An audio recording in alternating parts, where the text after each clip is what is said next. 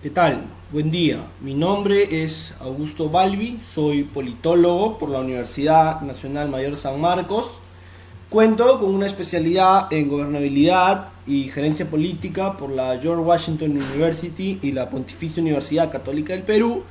Y actualmente me vengo desempeñando como investigador principal del grupo de estudios de gobernabilidad y democracia de la Universidad San Marcos y como analista político en la web Tintero Político. En esta oportunidad he recibido la invitación del Instituto de Iure para continuar conversando y dialogando sobre la gobernabilidad y las políticas públicas, que es este curso que se viene dictando a nivel nacional, ¿no es cierto? Y en esta oportunidad correspondería abordar la octava unidad, lo que haría referencia a la segunda parte de esta octava unidad, ¿no es cierto? Que es la unidad final, ¿no? Y con esto estaríamos terminando ya este curso que espero yo haya podido ser de su provecho y les haya podido servir y haber brindado mayores conocimientos.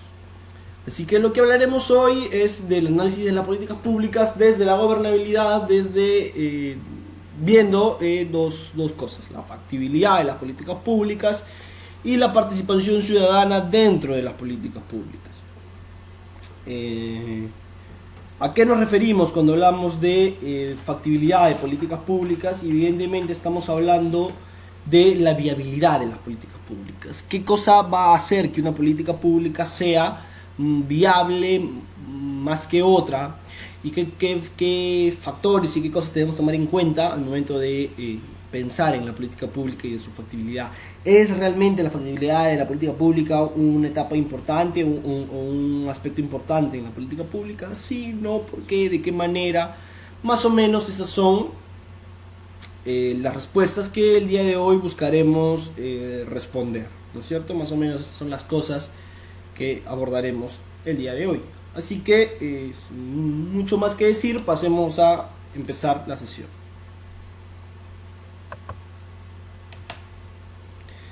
Pues bien, cuando hablamos de la factibilidad de las políticas públicas, básicamente consiste en un análisis que va a buscar identificar aquellas restricciones, sean estas restricciones reales ya que se producen o potenciales que podrían suceder, y de esta manera evaluar la importancia que pueden tener estas para las estrategias, y esto que nos permita estimar los costos y los beneficios de ejecutar, de implementar y de formular una política pública.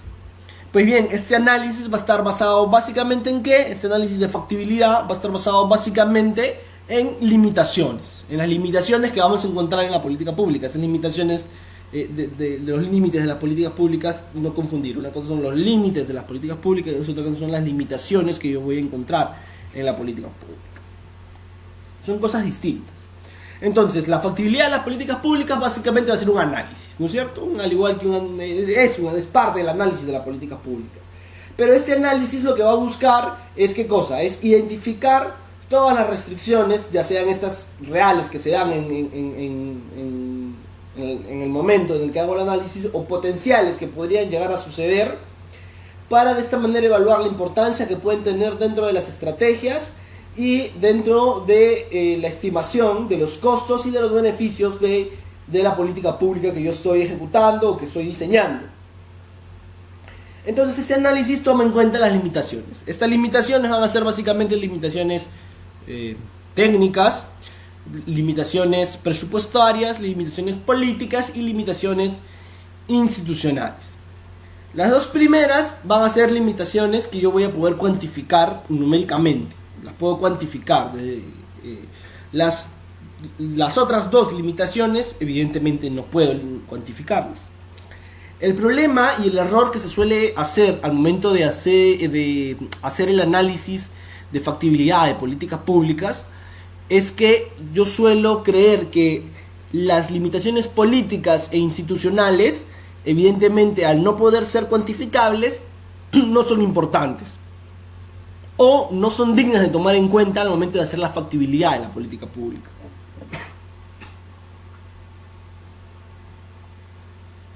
Y eso no es cierto, no es así. No hay nada más falso que eso.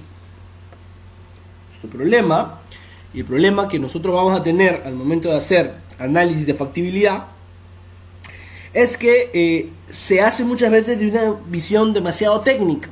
Se hace muchas veces, y en la mayoría de casos, de una visión hasta un poco economicista, lo cual deja de lado lo político y lo institucional, deja de lado estas dos limitaciones que son importantes y que, tanto igual que la presupuestaria, pueden determinar que una política pública no se realice. Veamos. ¿Qué pasa si yo diseño una política pública sin tomar en cuenta el presupuesto que me va a tomar el implementarla? Lo que va a terminar pasando es que o simplemente nunca la ejecute, porque nunca hice una evaluación de los costos, o de repente al final la haga, la diseñe y sea excelente, y al momento de que la quiero implementar, la implemente, pero la implemente parcialmente. ¿Por qué? Porque no tomé en cuenta el presupuesto, porque no tomé en cuenta el costo que me va a generar el aplicar esta política pública. Al igual desde una visión técnica, ¿qué pasa si de repente formulo una política pública que no está acorde a algunos aspectos técnicos que me pide el MEF o el SNIP, o no está acorde quizá a algunas reglas o algunas leyes, y quizás sin querer con mi política pública estaría infringiendo, lo cual puede evidentemente pasar? Entonces, tanto las técnicas como las presupuestarias son limitaciones que yo tengo que tener, tanto las políticas como las institucionales, son limitaciones que yo tengo que tener en cuenta, tanto igual como las técnicas y las presupuestarias. A diferencia de las dos primeras, estas dos últimas yo no las puedo cuantificar.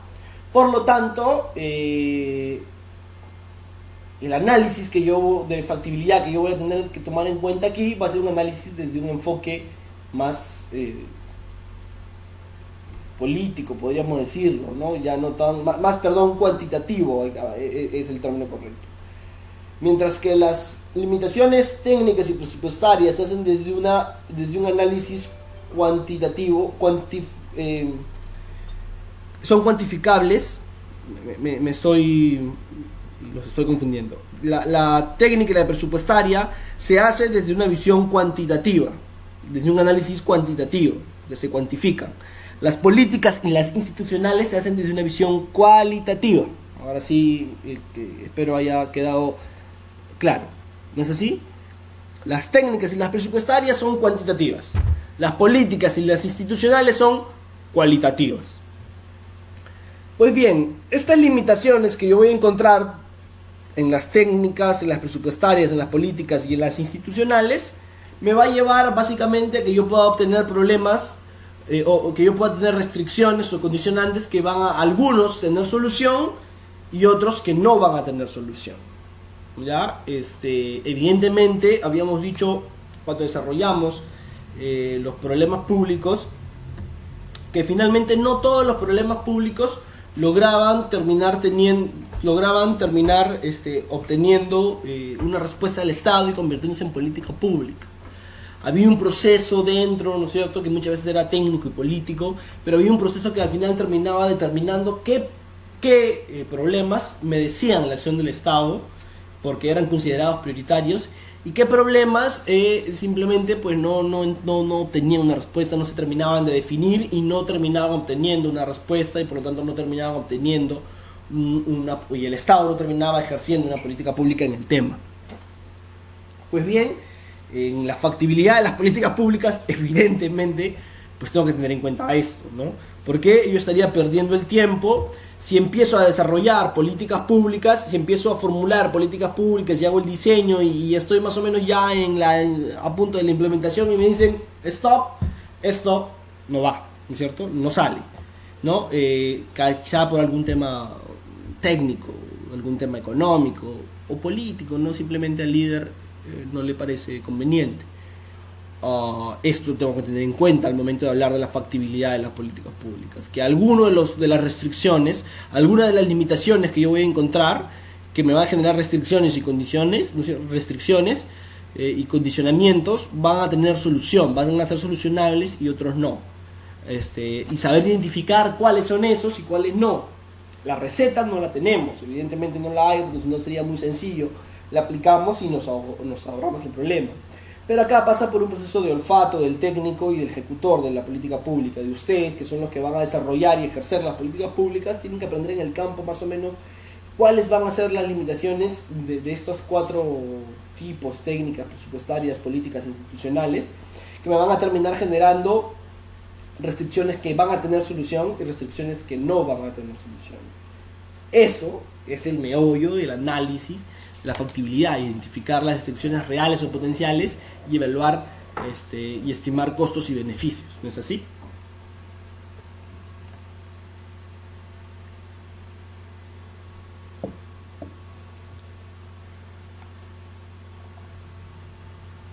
Entonces, para ustedes, que son los que van a ser gestores públicos, que son los que van a hacer las políticas públicas, para ustedes que se están preparando porque quieren ser los analistas de las políticas públicas, es importantísimo y debe ser su preocupación fundamental la factibilidad de la política. Estos deberían estar preocupados, ustedes deberían estar preocupados por las restricciones políticas institucionales como por las limitaciones técnicas y económicas. Es decir, deben estar preocupados por ambos aspectos, por ambas cosas, y no solamente pretender desarrollar un aspecto de la política pública, un aspecto del análisis de la factibilidad. No, la factibilidad y su preocupación por esta debe darse desde todas las restricciones políticas, institucionales y técnicas y económicas.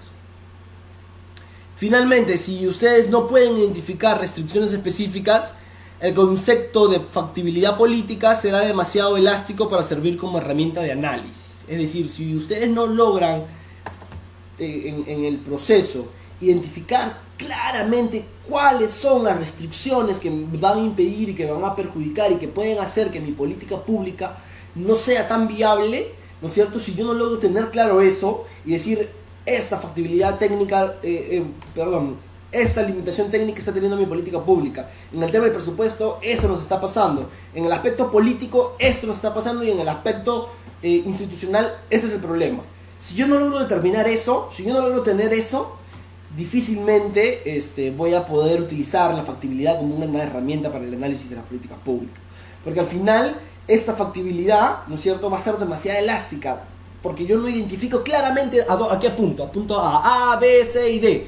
Al no tenerlo, esto me hace que mi análisis de factibilidad sea elástico, sea genérico, sea muy superficial, sea demasiado lato y no puedo aterrizar a nada concreto.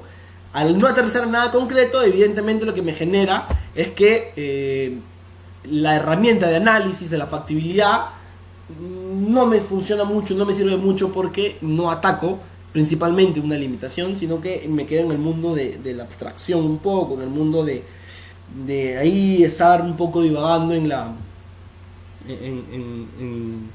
poco en las nubes, sin aterrizar a nada concreto.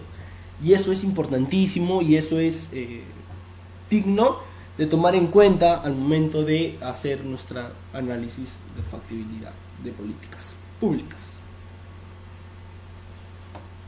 Pues bien, esta factibilidad de políticas públicas tiene tipos, ¿no es cierto? Y algunas características que son las que estamos viendo en el cuadro.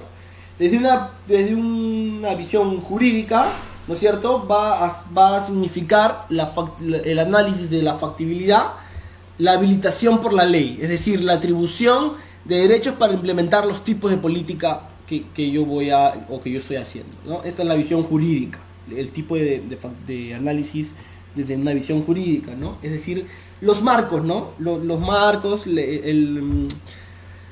los parámetros que me pone la ley bajo los cuales yo puedo implementar la política pública, qué me permite y qué no me permite hacer la ley. Eso tengo que tenerlo en cuenta definitivamente, ¿no? Vaya a ser que yo, gestor público, desarrolle la política pública, la hago, es espléndida, pero me estoy yendo más allá de los márgenes de la ley y al final termino incurriendo en delito. Si yo termino incurriendo en delito, lo primero que van a hacer con mi política pública es detenerla, suspenderla, anularla. Y bueno, yo voy a asumir un proceso penal o administrativo, ¿no? de acuerdo a la falta y al delito en el que haya incurrido. Entonces, si yo no tengo en cuenta el marco jurídico, hombre, ¿de qué viabilidad de política pública podemos hablar? Entonces, desde el punto de vista jurídico, el marco. Desde la visión económica, tengo que evidentemente pensar y analizar mi disponibilidad de recursos y obviamente la relación que va a existir entre costo y beneficio, ¿no es cierto?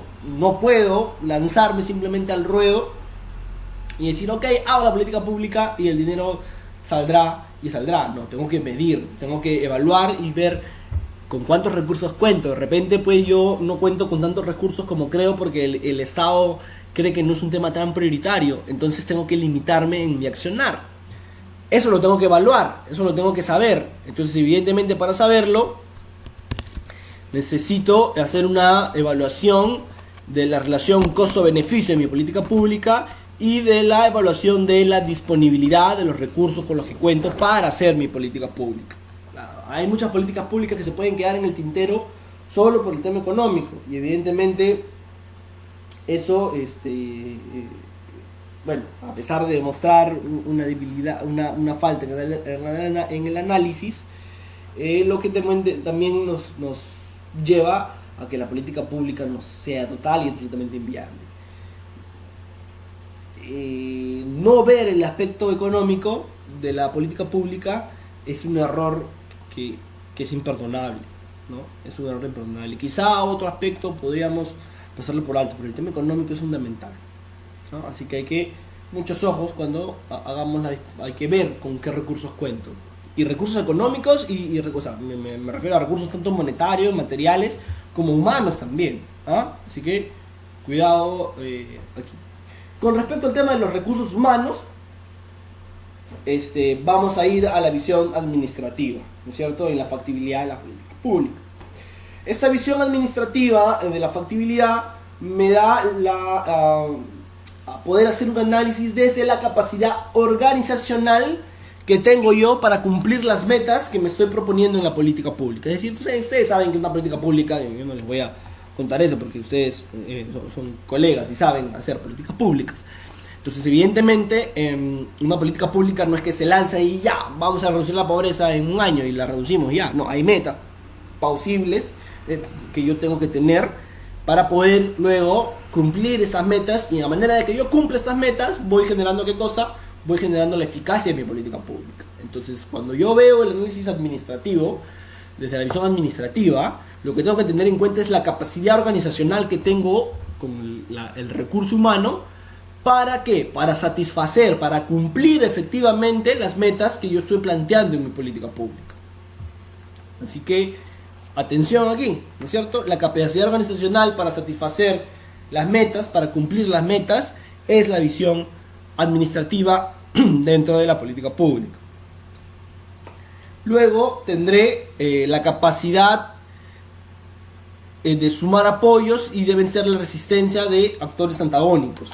Y esto es la visión, ¿qué cosa? La visión de la factibilidad política desde la política misma, ¿no es cierto? Desde la capacidad de que mi política pública pueda sumar gente, pueda sumar apoyo y que sea una política pública con consenso, ¿no es cierto? Y de esta manera pueda vencer, sea mucho más fuerte, ¿no es cierto?, que la resistencia de cualquier otro actor que se presente frente a esto. Sobre este tema, o sobre este punto, hay cuestiones también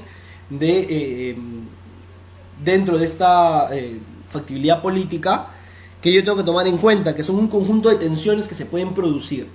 La primera tensión que yo puedo visualizar es una tensión entre el oficialismo y la oposición. Es decir, que la política pública que yo esté desarrollando se enmarque en esta tensión oficialismo-oposición y al final se vuelva una especie de lucha confrontacional entre lo que quiere el gobierno y lo que la oposición no quiere que se dé, y caiga en este juego infantil de oposición sí, oposición no, oficialismo sí, y al final la política pública no termina configurándose, no termina saliendo y se entrampa en esta relación entre el oficialismo y la oposición que claramente vemos en los parlamentos. Entonces esta esta tensión, oficialismo-oposición, también evidentemente se da en el Parlamento, pero también se da en los consejos regionales y en los consejos municipales. Entonces, mucho cuidado, no crean que esto escapa solo a la esfera macro nacional, sino también se aplica en la praxis. Por eso es que la estamos mencionando, porque también se puede observar en una política pública que intente hacer un gobierno local o que intente hacer un gobierno regional a través de los consejos regionales. Si hay una fuerte oposición, esta dinámica empieza, esta tensión se agudiza y se entrampa en la política pública y no puede ejecutarse. La siguiente tensión que tenemos es la tensión ejecutivo-legislativo, ¿no? Es decir, cuando hay una tensión entre ambos, que son poderes del Estado, por prevalecer en la ejecución de la política pública. Evidentemente el legislativo no puede ejecutar, ¿no es cierto? El ejecutivo fiscaliza, el ejecutivo legisla, ¿no? Pero digamos, puede enmarcar un poco el legislativo, si lo quisiera, la acción del gobierno, la acción del ejecutivo. Entonces, esta tensión porque el legislativo enmarque su acción del ejecutivo, y esta tensión del ejecutivo por salirse de este marco y un poco ser un poco más independiente al momento de hacer política pública, es la tensión que yo voy a encontrar aquí. Por un lado, el legislativo tratando de enmarcar la acción del gobierno del ejecutivo, y por otro lado el ejecutivo tratando de sacar un poco la acción del gobierno de ese marco que le está poniendo el legislativo. Esta tensión evidentemente también podría entrampar una política pública. Y luego la tensión que vamos a encontrar dentro del poder ejecutivo, ¿no es cierto? Entre de repente la competencia que yo pueda discutirle, que se pueda dar al momento de discutirse un problema entre ministerios, ¿no es cierto? De repente la desnutrición crónica quiere ser asumida como un problema de inclusión social, otros lo quieren ver como un problema de educación, otros lo quieren ver como un problema real en la salud pública. Se puede dar que estos actores y cada ministerio, cada cartera quiera afrontar este problema de la desnutrición crónica desde su visión, ¿no es cierto? Y entonces se genera una tensión dentro mismo del poder ejecutivo, dentro mismo del gestor de políticas públicas. Pues bueno, la solución para eso, si queremos hacer un análisis de factibilidad, es tratar de desarrollar la política pública de manera multisectorial, ¿no? O transectorial. Y eso ya lo hemos visto cuando hemos hecho análisis de políticas públicas. Y luego lo que tenemos es la visión de la factibilidad de la política pública desde la ética, ¿no es cierto? Que es que exista una conformidad de la política pública como fin y como medio con el deber ser, ¿no es cierto? Que es el deber ser, tratar de acercar la política pública lo más que podamos a ese deber ser, a esa visión normativa de tener una política pública como fin y como medio.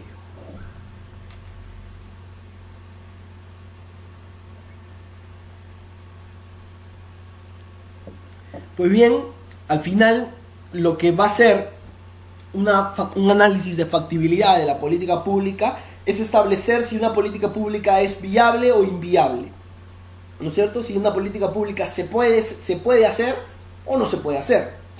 Y esta viabilidad o inviabilidad de una política pública la vamos a obtener solo respecto de algunas restricciones específicas que limitan la libertad de elección del gobernante en una situación bastante particular. ¿A qué queremos llegar con esto? ¿O qué es lo que pretendemos establecer o decir con esto? Que una política pública va a determinar su viabilidad o su inviabilidad cuando la elección del gobernante, la decisión del gobernante y del que va a tomar finalmente la decisión de qué cosa se va a hacer en la política pública esté limitada, ¿no es cierto? y esté limitada en un contexto determinado, muy particular. Entonces, una política pública es viable o inviable solo respecto de algunas restricciones específicas que limitan la libertad de elección del gobernante en una situación particular. Estas restricciones específicas son las restricciones que yo tengo que saber y determinar a través de mi análisis de factibilidad. No sé si ya ha quedado claro. Mi análisis de factibilidad me va a permitir establecer estas restricciones específicas que van a determinar la libertad, que van a limitar la libertad de la elección del gobernante. Si yo las identifico y las mitigo, logro mitigar su efecto, la elección del gobernante será una elección mucho más libre y la política pública será mucho más viable. Pues bien, si es así, entonces la participación ciudadana en las políticas públicas va a jugar un rol importante. Y eso es de lo que vamos a hablar a continuación, de la participación ciudadana dentro de las políticas públicas. Habíamos dicho nosotros en el enfoque de gobernanza, que es otra cosa que nosotros hemos desarrollado a lo largo del curso, es que la política pública, la acción pública, se genera en un marco de ¿qué? En un marco de un conjunto de interacciones, de un conjunto de interrelaciones. Este conjunto de acciones, de interrelaciones, habíamos dicho, conforman redes. Y producto de estas redes es que se va a desarrollar la acción pública, o esta interacción de las redes, de los agentes, de los diversos agentes en las redes, es la que va a determinar la acción pública. Y habíamos mencionado, cuando hablamos de los límites de las políticas públicas, de que había un actor protagónico en el proceso decisional de ejecutar y de hacer la política pública, y que fungía como un aliado principal de los gobiernos y de los ejecutores y de los hacedores de políticas públicas. Y ese actor protagónico era la ciudadanía. Entonces, lo que estábamos diciendo en aquella ocasión, la sesión anterior, era de que la ciudadanía necesitaba fundamentalmente una participación activa en el proceso de políticas públicas. Y desde la visión más genérica y lata posible, si nosotros estamos hablando desde la visión más teórica, como la que nos da Robert Dahl allá por la segunda o tercera sesión, cuando hablamos de democracia, Robert Dahl también habla de una participación, ¿no es así? Entonces, como vemos, la participación ciudadana dentro del ejercicio de gobierno cobra vital importancia cuando estamos hablando en un contexto de gobernabilidad y en un contexto de política de democracia. Entonces, la participación ciudadana en las políticas públicas va a ser una condición necesaria y fundamental para que yo pueda hablar de la gobernabilidad. ¿Y por qué importante y por qué tan necesaria? Pues porque esta participación ciudadana dentro de las políticas públicas me va a permitir a mí, de alguna manera, integrar este aporte que le puede dar la ciudadanía, que le puede dar al final quien va a ser afectada por la política pública que yo diseñe, ¿no es cierto? Me va a poder permitir integrar su aporte al diseño, a la ejecución de cómo se puede hacer la política pública y finalmente al control de las políticas públicas. Además, evidentemente, me va a insertar a mí y me va a dar a mí, gobernante, un valor adicional para valorar la democracia y para mejorarla sustantivamente. Y evidentemente los resultados que yo busque de mi política pública serán mucho mejores porque el proceso de consenso y de diálogo con la ciudadanía ha sido mayor. Entonces, la importancia de la participación ciudadana es vital porque no solamente me genera gobernabilidad, sino que además me permite diseñar, ejecutar y controlar las políticas públicas con un valor agregado para el sistema y para la legitimidad del gobierno. Aquí la importancia entonces de hablar y de gestionar las políticas públicas desde esta visión de la ciudadanía.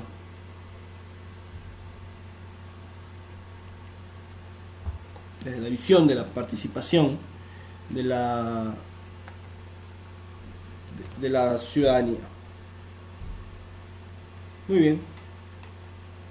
Entonces, ¿qué cosa es la participación ciudadana? ¿A qué nos referimos cuando hablamos de participación ciudadana? Y vamos a referirnos de una manera bastante genérica pero apropiada de definir la participación ciudadana desde el ámbito de la política pública, es que la participación ciudadana va a configurarse siempre en una acción en donde se van a relacionar los actores sociales, ¿no es cierto?, las personas, los líderes, los dirigentes y las políticas públicas, impulsadas por actores políticos o funcionarios del Estado, ya sean estos gobierno central, gobierno regional, alcaldes, regidores. Básicamente eso es a eso nos vamos a referir cuando estemos hablando de participación ciudadana. Vamos a hablar de participación ciudadana siempre de una acción. La participación ciudadana no está en el ámbito de la especulación, no está en el ámbito en el ámbito teórico, no está en el ámbito de configurar y de hablar de la participación ciudadana en el aspecto sustantivo. No, la participación ciudadana es verbo. Participación ciudadana implica necesariamente una acción. Siempre. No se puede hablar de participación ciudadana si no estamos hablando de esta acción. ¿Y qué va a pasar en esta acción? En esta acción lo que va a suceder es que va a haber una relación entre los diferentes actores sociales y las políticas públicas que están siendo impulsadas por los actores políticos, por los funcionarios del Estado. Cuando esto se da, evidentemente estamos hablando de participación ciudadana. Y evidentemente hablar de participación ciudadana pues es hablar de este enfoque de interacción de actores y devolverle al gobierno su principal aliado, como habíamos dicho en la sesión anterior, la ciudadanía en el proceso decisional y en el proceso de formulación de políticas públicas. Hay un ejemplo claro y espero que puedan puedan revisar la lectura. Es un artículo muy sencillo y muy corto sobre justamente un ejemplo de participación ciudadana en el distrito de Ventanilla, ¿no es cierto?, donde vamos a poder ir un poco más a la práctica, porque en realidad no hay mucho que hablar de participación ciudadana en política pública, sino verlo de manera efectiva en la práctica. Entonces espero esta lectura que estamos dejando sobre la participación ciudadana en un ejemplo de política pública educativa en Ventanilla es realmente interesante, ¿no? Pues bien, existen ciertos niveles de participación, ¿no es cierto? En nuestro país la participación ciudadana está normada por la ley 26.300, la ley de control y participación ciudadana, que establece mecanismos para que el ciudadano pueda participar efectivamente. Y entre estos mecanismos está pues el referéndum, está la revocatoria de autoridades, está la remoción de autoridades, está la iniciativa legislativa y en el caso de gobiernos locales la iniciativa ciudadana, ¿no es así? Pero bueno, existen ciertos niveles que yo tengo que tener en cuenta al momento de que desee hablar de la participación ciudadana. Y entender primero que la participación ciudadana va a estar ligada estrictamente a los derechos. No hay más. La participación va a estar estrictamente ligada a los derechos. ¿A qué derechos? A los derechos, primero, a un derecho a la información. ¿En qué consistiría ese derecho? En que primero el Estado, el gobierno, la autoridad, el que hace la política, me pueda brindar a mí y me pueda dar a conocer los lineamientos, las directrices y las acciones que viene tomando para solucionar los problemas que están afectándonos a todos. Y que este proceso no simplemente se quede en información, que no simplemente me diga a mí, oye, voy a hacer esto, sino que yo pueda hacer un feedback con ellos. Y que quizá algunas cosas que yo considero prioritarias, que no están siendo tomadas en cuenta, puedan ser escuchadas para que se produzca este proceso de feedback. Es decir, no hay un emisor-receptor constante, ¿no es cierto? Sino que se intercambian los roles en este proceso de feedback y en este primer derecho a la información. Este derecho a la información me va a llevar a un derecho a la opinión. Este derecho a la opinión, ¿en qué consiste? Básicamente va a consistir en que que yo pueda expresar lo que me merece este proceso de información, ¿no? Este proceso, cuando ya recibí la información, ya sé lo que está haciendo el gobierno, ahora opino y considero que si está bien, si está mal, si debe mejorar, qué debe mejorar. Aquí se da el proceso del feedback. Pues bien, este derecho a la información primero me lleva a mi derecho a opinar y a manifestarme, y esto me va a poder llevar al siguiente derecho, que es mi derecho a decidir si tomo alguna acción, como por ejemplo la iniciativa legislativa, la iniciativa ciudadana, o inmiscuirme en el proceso de toma de decisiones a través de los planes de desarrollo concertado, a través del presupuesto participativo, que son dispositivos con los que hoy cuentan las gestiones para poder hacer una política pública más eficaz. Y esto finalmente me lleva, la información, la opinión y la decisión me lleva a tener un control del gobernante, ¿no? Es decir, no le estoy entregando al gobernante un cheque en blanco, sino lo que estoy haciendo finalmente es participar activamente de este proceso de política pública, de este proceso de gestión, a través de informarme, de opinar, de decidir y de controlar si lo que está haciendo está bien o está mal. Si lo que está haciendo está bien, lo premiaré, y una forma de premiar de parte de la ciudadanía es con la reelección, y una forma de castigar es con la revocatoria o con no volver a elegir a la autoridad. Entonces, estos derechos, el cumplimiento cabal y pleno de todos estos derechos, me va a llevar finalmente a ¿qué cosa? A que se geste la participación ciudadana. La participación ciudadana es una acción. Es una acción que se va a ver reflejada en el ejercicio pleno de los derechos que acabamos de describir. En el derecho a la información, en el derecho a la opinión, en el derecho a la decisión y en poder controlar de manera efectiva al gobierno, al gobernante, con unos mecanismos que me brinda mi marco legislativo. Estos son los derechos, la ley a la transparencia y acceso a la información pública, ¿no es cierto? Y los mecanismos que me brinda la ley 26.300, ley de control y participación ciudadana. Entonces, evidentemente, pues, la participación ciudadana va a jugar un rol fundamental dentro de la política pública a través de estos niveles de participación, de un nivel de informarse, de opinar, de decidir, de controlar, y finalmente todo esto me lleva a participar. Si yo cumplo todos estos niveles, finalmente lo que estoy haciendo es participar activamente de la política pública. Y eso nosotros tenemos que tener en cuenta. Tenemos que tener en cuenta que el ciudadano tiene derecho a informarse. Por lo tanto, yo como gestor de política pública tengo toda la obligación de brindarle al ciudadano la información. ¿Por qué? Porque esa es información pública. Más allá de que el ciudadano la brinde a través de la ley de transparencia, que yo tenga canales a través de los cuales pueda ir al ciudadano y decirle: esto estoy haciendo, ¿qué te parece? ¿Para qué? Para que él me pueda dar su opinión y yo la pueda escuchar. Y de esta manera ambos podamos tomar decisiones, y de esta manera lo que yo haga esté controlado por la ciudadanía, y al estar controlado por la ciudadanía va a tener legitimidad. Esta legitimidad que yo le doy a la ciudadanía, finalmente lo que va a terminar haciendo es, ¿qué cosa? Es brindarle participación ciudadana a la ciudadanía, a los actores sociales, y de esta manera se va a configurar esta relación entre políticas públicas y participación ciudadana, y que se inmiscuya esta participación en el proceso de la política pública. Pues bien, yo espero haber contribuido un poco a los conocimientos y espero que hayan podido captar la mayor cantidad posible de cosas. Espero poder haber sido bastante claro en algunas, y lo que no, pues evidentemente ya estaremos en contacto a través de los foros para aclarar cualquier duda.